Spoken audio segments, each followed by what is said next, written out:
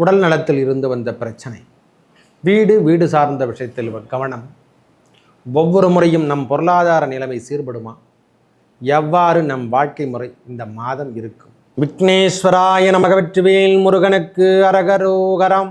அரகர நம பார்வதி பதையே. அரகர மகாதேவா. தென்னாடுடைய சிவனே போற்றி, என் நாட்டவர்க்கும் இறைவா போற்றி போற்றி. உங்கள் அபிமான அனந்தலை வாழ் ஜோதிடர் வேலாயுதத்தின் நன்றி கலந்த வணக்கத்தை தெரிவித்துக் கொண்டு இந்த பதிவினை காண இருப்பது என்னவென்றால், மாத ராசிபலன் வரிசையில் நாம் காண இருப்பது செப்டம்பர் மாத ராசிபலனை பார்ப்போம் வாருங்கள்.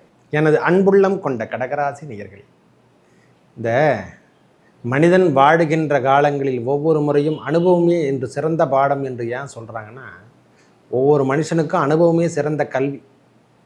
கல்வியை கற்றவனுக்கு தான் தெரியுமா, அந்த கற்றவனுக்கு தான் உரைக்க முடியுமா, நல்ல விதமாக கற்றாதான் அதை உரைக்க முடியும் என்று சொல்லக்கூடிய அறிவு கொடுக்குறாங்கல்ல, அது யாருக்கு கொடுக்கணும்னா அந்த கடகராசிக்காரங்களுக்கே பொருந்தும். காலம் உகந்த காலமாக அமையுமா? இது வரைக்கும் உடலில் இருந்து வந்த பிரச்சனை இந்த மாதம் முழுவதும் நம்மளுக்கு என்னங்க விடுங்க, தைரியமாக இருக்கு. எதையும் தாங்கக்கூடிய தன்மை நம்மளுக்கு அந்த ராசிநாதன் 2ஆம் அதிபதி சந்திரனை பொறுத்த வரைக்கும், ஏன்னா 28 நாட்களுக்கும் நம்மளுக்கு சுற்றிட்டு வந்துடுவார். மற்ற கிரகங்கள் கொடுக்கக்கூடிய பலாபலங்களையும் நாம் வச்சு கவனித்தாதான் நம்மளுக்கு இந்த மாத பலனை கொடுக்க முடியும்.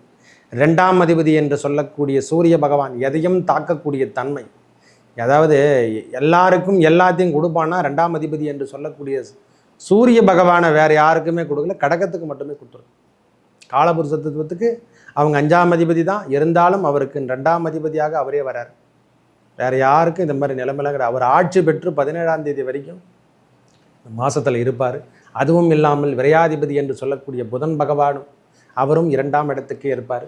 உங்களுக்கான காலம் வரவுக்கேற்ற செலவு, செலவுக்கேற்ற வரவு என்று சொல்கிற மாதிரி இந்த மாதம் முழுவதும் இருக்கும். உடலில் இருந்து வந்த பிரச்சனை, இந்த பிணி என்று சொல்கிற நோயினுடைய விலகக்கூடிய மாதமாக இந்த மாதம் இருக்கப்பெறும். ஐயா, இது வரைக்கும் நம்மளுக்கு தொடர்பு இல்லை, வெளிநாடோ வெளியூரோ நம்மளுக்கு தொடர்பு இல்லைன்னு நினைக்கிறவங்களுக்கெல்லாம் இனிமேல் அந்த வேலை சார்ந்த விஷயத்திலையோ அவங்க கிடைக்கக்கூடிய பலாபலன் எனக்கு கிடைக்கல சுவாமி அப்படின்றாங்கன்னா வெளியூர் போகக்கூடிய மாதமாக இந்த மாதம் இருக்கும். வெளியில் போய் நம்ம வேலை செய்யக்கூடிய பாக்கியத்தை பெறுவோம். ஒரு 10 நாளாவது மினிமம் இருந்துக்கிற மாதிரி ப்ரோக்ராம் பண்ணிவிடுவார் சாமி. பயப்படணும் அவசியமே இல்லை. ஒரு 17ஆம் தேதிக்கு அப்புறம் நல்லதெல்லாம் நடக்க போகுது நம்மளுக்கு. ஒரு 17ஆம் தேதி வரைக்கும் பொறுத்துக்குங்க. அதுக்கப்புறம் நிலைமையெல்லாம் சீராயிடும். வேலை சார்ந்த விஷயத்தில் வேறு, அதான் பொருளாதார நிலைமை என்பது வேலையும் இரண்டும் ஒன்று தான். வேலை செய்தால்தான் நம்மளுக்கு அந்த பொருளாதார நிலைமை சீர்படும். நம்ம இந்த பொருளை எடுத்து வைக்கிறோம் அப்படின்னு நினைக்கிறோன்னா அந்த பொருளை விற்றுட்டு வரணும். பொருளை ரெடி பண்ணிட்டோன்னா அந்த பொருளை விற்றுட்டு வரக்கூடிய காலமாகும். ஏன்னா அந்த மாதம், இந்த மாதத்தில் இருக்கக்கூடிய கிரகங்களின் அமைப்பில் நீச்சகதி பெறுகின்ற சுக்கிர பகவான் அவராலையும் அந்த மாற்றங்களை நிறைய கொடுக்க போகிறார். வீடு சார்ந்த விஷயத்திலேயோ உடல் நலத்தில் இருந்து வந்த தொய்வான நிலைமையெல்லாம் ரொம்ப நாளாக என்னை நோய் படுத்திட்டு இருக்கையா அப்படின்னு நினைக்கிறவங்களுக்கெல்லாம் நோய் நொடி விலகுவதை கண்கூடாக பார்க்கலாம். நோய் நொடிலாம் விலகுவதை கண்கூடாக பார்க்கலாம். பயப்பட தேவையில்லை. ஒரு 19, 20 தேதி வரைக்கும் பொறுத்து கொள்ளுங்கள். அந்த உடல் உபாதையில் ஏற்பட்டு வந்த, ஏன்னா 4ஆம் அதிபதி அல்லவா அவர் கடகராசிக்காரன், அவரே தான் நம்மளுக்கு 11ஆம் அதிபதியும். அதனால தான் லாபம் என்று சொன்னாலே அதை இந்த சுக்கிர பகவானே குறிக்குது. ஒரு மனுஷனுக்கு லாபம் சுக்கிர பகவான் இருக்க பெற்றாலே அது வேற லெவல் தான். லாபாதிபதியாக அவர் வர்றது பெரிய விஷயம்தான். யோககாரகன் என்று சொல்லக்கூடிய நம்மளுக்கு யோகம் தந்தாலே அது செவ்வாயை குறிக்கும். கடகத்தை பொறுத்த வரைக்கும் யோகம் என்றால் அது செவ்வாயை மட்டுமே. அது என்ன மாதிரி தசா இருப்போடு நடக்கட்டும், இவங்களுக்கு செவ்வாய் மகாதசியும் நடந்தாலே பெரிய லெவலில் முன்னேற்றம். அதை நீச்சகதி பெற்றிருந்தால் கூட இவங்களுக்கு யோகம் தருவார். பயப்படணும் அவசியமே இல்லை. இந்த செப்டம்பர் மாதம் கிரகங்கள் சனி பகவான் ஒற்றுந்தான் 8ஆம் இடத்துல இருக்கார். அவரும் வக்ரகதியில் தான் இருக்கார். குரு பகவானும் அடுத்த மாதத்துக்குள்ளேருந்து வந்துடுறார் நம்மளுக்கு. ஏன்னா அந்த காலம் இனிமையான காலமாக மாறப்போகுது. இது வரைக்கும் கிடைக்காத புத்திரபேர் என்று சொல்லக்கூடிய அமைப்பை பெற போகிறீங்க. திருமண தோஷங்களை நீக்கக்கூடிய மாதமாக இந்த மாதம் நிறைவு பெறும். ஒரே வார்த்தை சொல்லப்போனால், இது வரைக்கும் திருமண பாக்கியத்தை தெரிந்தவங்க கடகராசிக்காரங்களுக்கெல்லாம் திருமண பாக்கியம் கிட்டுவிடும். ஏன்னா அந்த காலம் உகந்த காலமாக மாறப்போகுது சாமி. சுக்கிரன் ஒருவரே திருமண பாக்கியம் என்று சொன்னாலே அதை சுக்கிரனை தான் குறிக்கும். ஆணாக இருந்தால் சுக்கிரனை பார்க்கணும், பெண்ணாக இருந்தால் விழாழனை பார்க்கணும். அந்த விழாழனை பார்த்தாலும் செவ்வாயும் பார்க்கணும். நம்மளுக்கு குரு மங்கள யோகம் என்று சொன்னால் அது திருமண பாக்கியத்தை தரும். இந்த காலம் உகந்த காலமாகவும், அந்த காலபுருஷ தத்துவத்தில் 3ஆம் இடம் என்று சொல்லக்கூடிய இடத்துல செவ்வாய் பகவான் இடம்பெயர்ந்து இருக்க போகிறாரு. ஏன்னா பண்ணில் தான் நம்மளுக்கு செவ்வாய். உடல் உபாதைகள் கண்டிப்பாக சின்னதாக தொந்தரவு படுத்தினே இருக்கும்.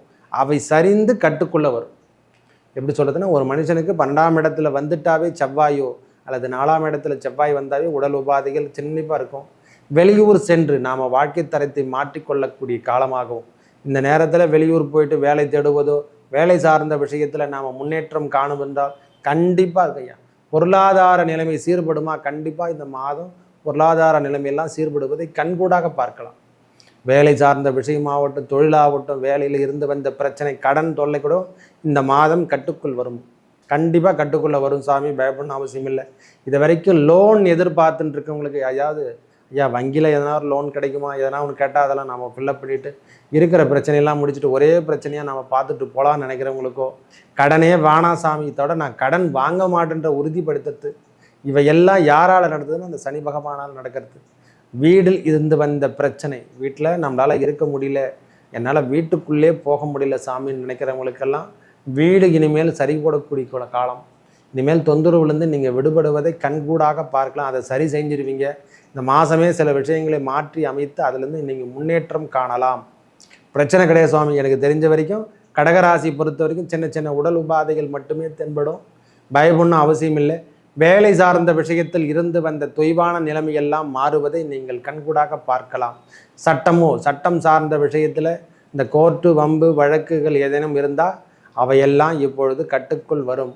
உங்களுக்கு சார்ந்த நீதிபதி, அதாவது உங்களுக்கு சார்ந்த மாதிரி உங்களுக்கு சார்பு தரக்கூடிய காலமோ அல்லது உங்களுக்கு ஃபேவராக வருதுன்னு நம்ம எதிர்பார்த்துருந்தா அவையெல்லாம் அரசாங்க தரப்பில் வரக்கூடிய எல்லா விதமான வேலையும் நம்மளுக்கு கிடைச்சது சார்.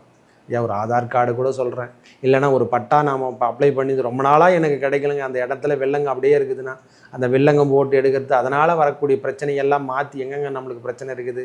வீடு நாம் கட்டிட்டு ஆனால் பேப்பர் ஒர்க்கு நம்மளுக்கு அக்ரிமெண்ட்டு கொடுக்க மாட்டேன்றாங்க. அதாவது எப்படி சொல்லணும், இந்த அமைப்பை நீங்கள் பெறக்கூடிய காலம்னா இந்த காலத்தில் எல்லாத்தையும் கட்சிடும். ஏன்னா 2ஆம் இடத்துல சூரிய பகவான் ஆட்சி பெற்று காட்டு, சனி பகவானுடைய நேரடி பார்வை படுவதும் உங்களுக்கான பிரச்சனைக்கு ஒரு தீர்வு என்று கூட சொல்லுவேன். அதுவும் இல்லாமல் சுக்கிர பகவான் 3ஆம் இடத்துல இருந்து கம்யூனிகேஷன் நேரடியாக 9ஆம் இடத்தை இது வரைக்கும் கிடைக்கல, எனக்கு இந்த பாஸ்போர்ட்டு கிடைக்கல, விசா கிடைக்கல அப்படின்னு நினைக்கிறவங்களுக்கெல்லாம் கடகராசிக்காரங்க இந்த மாதம் நீங்கள் பயன்படுத்தி கொள்ளுங்கள். உங்களுக்கு உன்னதமான காலமாகவும் வெளியூர் சொல்லக்கூடிய பாக்கியம் பெறக்கூடிய காலமாகும். உங்கள் பிரச்சனையிலேருந்து நீங்கள் ஒரு விடுதலை, ஐயா நம்ம எல்லா பிரச்சனையும் நாம் தீர்த்துருவோம், நம்ம தன்னம்பிக்கையோடு வாழலாம், இதுக்கப்புறமாவது செயல்பட்டு நாம் பெரிய முன்னேற்ற பாதைக்கு அழைத்து செல்லலான்னா இந்த மாதம் உகந்த மாதமாக அமையப்பெறும். நல்லா இருக்கு போது ஐயா நம்மளுக்கு கம்யூனிகேஷன் கிடைக்காம தான் இதுவரையும் நிறுத்திட்டோம். நாம் எங்கே தேடுகின்றோமோ அது நம்மளுக்கு கிடைக்கல, அது கிடைச்சிட்டா நம்மளுக்கு சரியாயிடும். வேறு ஒன்றும் இல்லை. வழி காட்டுதல் என்று சொல்கிறோம் இல்லை, அது இறைவன் தான், அந்த நவகிரகங்கள் தான் காட்டணும். அந்த வழி காட்டினாவே போதுமானது. அதை காட்டக்கூடிய காலத்தை நாம் தேர்ந்தெடுத்து கொள்ளலாம். அந்த காற்றத்தை நாம் தேர்ந்தெடுத்து கொள்ளலாம். பிரச்சனையிலிருந்து நாம் விடுபடுவதை கண்கூடாக பார்க்கலாம். ஒரு 17 தேதிக்கு அப்புறம் உங்களுக்கான தைரியம் வீரியமாகவும் கிடைக்கும். கண்டிப்பாக வெளியூர் செல்லக்கூடிய பாக்கியம் அல்லது அறம் சார்ந்த விஷயம் என்று சொல்கிற மாதிரி கோயில் போக்கோ குளத்துக்கோ இந்த கோயில் சார்ந்த விஷயத்துக்கோ நம்ம அதில் எடுத்து நாம் வேலை செய்கிற மாதிரியோ ப்ரோக்ராம் நம்மளுக்கு செயல்படும். பிரச்சனையிலிருந்து நாம் விடுபடுவதை நீங்கள் இந்த மாதம் தேக்கலாம். ஐயா அதாவது கன்ஃபார்மே பண்ணிங்க. உடல் உபாதையே கட்டுக்குள் வரும். நோய் நொடி இருந்தனா அதெல்லாம் கட்டுக்குள்ளே வரும் சாமி. மாத்திரையோ மருந்தோ எடுத்து எல்லாருக்குமே இருக்குது. எல்லா மனிதனுக்கும் பிரச்சனை என்பது உண்டு. ஒவ்வொருத்தருக்கும் பிரச்சனை இல்லை, எதனா ஒரு பிரச்சனையோடு தான் சுற்றிட்டு இருக்கான். ஐயா நான் நிம்மதியாகிறேன்னு யாராலையும் சொல்லவே முடியும். அடுத்தடுத்த டார்கெட்டு கொடுத்துக்கினே இருப்பார். இப்போ ஒரு டார்கெட்டு கொடுத்து முடிச்சார்னா மறுநாள் ஒரு டார்கெட். இது என்னென்னா கடகராசிக்கு அதிகப்படியாக இருந்துச்சு. ஒரு 2.5 வருஷம் அவங்க இன்னும் கடுமையான தாக்கத்தை அனுப்பிச்சு, 5 வருஷம் கூட சொல்லலாம், ரொம்ப தாக்கத்தை அனுப்பிச்சிட்டாங்க. அவையிலிருந்து மீளக்கூடிய காலமாக இந்த மாதம் ஓரளவுக்கு நீங்கள் வெளியே வந்துடுவீங்க.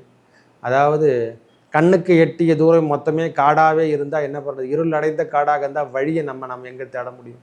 எங்கே தொட்டாலும் கால் வச்சா கால் வைக்கிற இடமெல்லாம் கண்ணி வெடின்ற மாதிரி முள்ளு குத்தினா நம்ம எப்படி வாழ்க்கை தரத்தை ஓட்ட முடியும்? இதையெல்லாம் மாறிட போகுது. நம்ம வாழ்க்கையிலும் சில உபாதைகள்லாம் மாறி நல்ல முன்னேற்றத்தை காணலாம்.